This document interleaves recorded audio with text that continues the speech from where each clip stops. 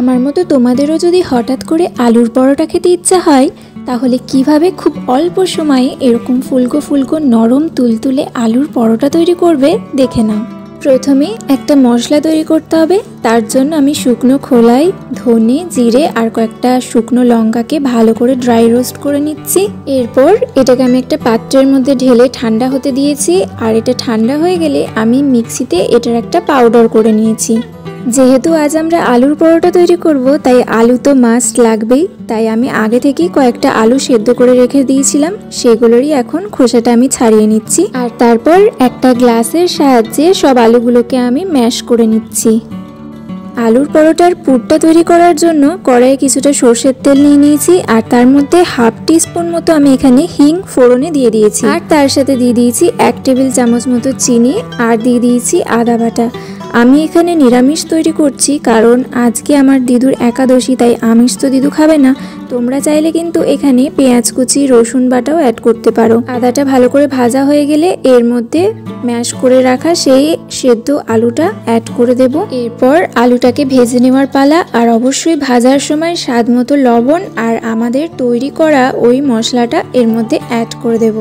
এরপর সবগুলো একসাথে মিশিয়ে নিয়ে 4-5 মিনিট মতো ভালো করে ভেজে নিতে হবে, তাহলেই রেডি হয়ে যাবে আলুর পরোটার পুরটা। আর অবশ্যই নামানোর আগে একটু ধনেপাতা কুচি তোমরা অ্যাড করে দিও। পরোটাটা করার জন্য আমি আটা আর ময়দা দুটো মিশিয়ে ব্যবহার করছি। তোমরা চাইলে শুধু আটা বা শুধু ময়দারও ব্যবহার করতে পারো। লুচি করার জন্য যেরকম ময়ন দিয়ে নরম করে আমরা ময়দাটা মেখে নিই, ঠিক সেরকমভাবেও এখানে মেখে নিতে হবে। এরপর ওই ময়দা থেকে ছোট ছোট লেচি কেটে আমরা সেই লেচিগুলোর ভেতরে আলুর পুরটা ভরে দেব।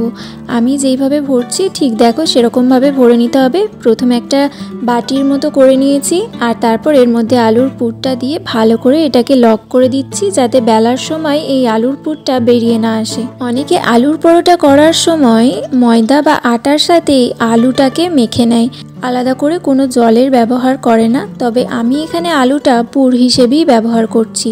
আমার মনে হয় এর ফলে বেশি ভালো টেস্ট হয় আলুর পরোটাতে। তোমরা কোন পদ্ধতিতে বাড়িতে আলুর পরোটা তৈরি করে খাও আমাকে কিন্তু অবশ্যই কমেন্টে জানিও।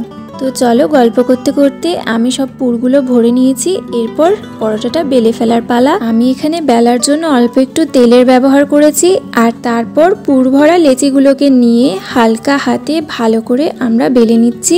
বেশি প্রেসার দিয়ে বেললে কিন্তু ভিতর থেকে আলুর পুরটা বেরিয়ে আসবে, তাই আমাদের হালকা হাতে বেলতে হবে। আর বেশি পাতলা করলে হবে না, একটু মোটা করেই আমাদের এটা বেলতে হবে। আমার পরোটাগুলো বেলা কমপ্লিট। এরপর পালা এগুলোকে সেঁকে ফেলার। পরোটা সেঁকার সময় সবার শেষে ক্লিপটা নিয়েছিলাম, তাই তাওয়াটা একটু পুড়ে গেছে, প্লিজ কিছু মাইন্ড করো না। আমি এখানে সাদা তেল দিয়ে পরোটাটা ভাজছি, তোমরা চাইলে কিন্তু ঘিয়েতেও ভাজতে পারো। ভালো করে সেঁকে নেওয়ার পর সাইড দিয়ে অল্প অল্প তেল দিয়ে এরকম খুন্তি দিয়ে চাপ দেবে, তাহলেই দেখবে সুন্দরভাবে ফুলে উঠছে পরোটাটা। আমার পরোটাটা সেঁকা একদম কমপ্লিট হয়ে গেছে। এটাকে আমি এবার তুলে নেব। আর চলো তোমাদের দেখিয়ে দিই আমাদের পরোটাগুলো কেমন হলো। ব্রেকফাস্ট বা ডিনারে তোমরা কিন্তু এরকম আলুর পরোটা তৈরি করতে পারো, ভীষণ টেস্টি হয় আর ভীষণ সফটও হয়। আমি এই পরোটাটা আজ আমাদের ডিনারে রান্না করেছিলাম আর সবাই খেয়ে ভীষণ ভালো বলেছিল।